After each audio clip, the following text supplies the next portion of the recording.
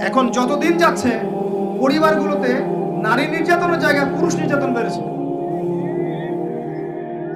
যতদিন যাচ্ছে পরিবারগুলোতে নারী নির্যাতনের জায়গায় পুরুষ নির্যাতন বেড়েছে। মানসিক নির্যাতন করতে করতে পুরুষের হায়াত কমিয়ে ফেলেছে। এবং এখনকার পরিবারের পুরুষগুলো হচ্ছে সব স্বার্থ পূরণ করার মেশিন। যার যার স্বার্থ তাকে তাকে পূরণ করতে হবে। পুরুষকে স্ত্রীর স্বার্থ পূরণ করতে হবে, মায়ের, বোনের, সন্তানের সব স্বার্থ পূরণের মেশিন সে। আর সারাটা জীবন এগুলো করার পরে শেষ বয়সে গিয়ে তাকে শুনতে হবে সে কিছুই করেনি। এগুলো বাস্তব। কোথায় আছেন আপনি? এগুলোই বাস্তব। আর দেখবেন সারাটা জীবন তাদের অভাব পূরণ করতে, চাহিদা পূরণ করতে এর হায়াতটাই শেষ করে ফেলেছে। দিনের জন্য কিছু করার সুযোগ হয়ে ওঠে। লাস্টে কবরে যাওয়ার পরে দেখবেন সন্তান তার একটা বছরেও কবর জিয়ারত করতে আসে না। খুব জটিল অবস্থা ভাই। আমি ফিতনাগুলি নিয়ে খুব ভাবি এবং একটা সলিউশনই পাই।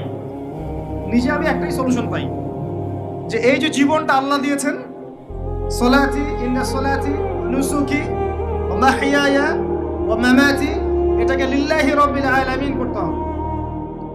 মানে জীবনটা আল্লাহর। এখানে আমার কথা, আমার কাজ, আমার চলাফেরা, আমার পারিবারিক অ্যাটিটিউড, আমার পড়াশোনা, আমার দাওয়া, আমার দিনের জন্য মেহনত, যত কিছু আছে, সবর, আঘাত সহ্য করা, কষ্ট সহ্য করা ইত্যাদি সব কিছু আল্লাহর সন্তুষ্টির জন্য করতে হবে। কারো কাছে, পৃথিবীর কোন সৃষ্টির কাছে যাররা পরিমাণ কিচ্ছু পাওয়ার আশা করবেন না। একটু আশা করবেন আপনি কষ্ট পাবেন। কারো কাছে কোনো আশা করতে যায় না, শুধু আল্লাহর কাছে আশা করেন।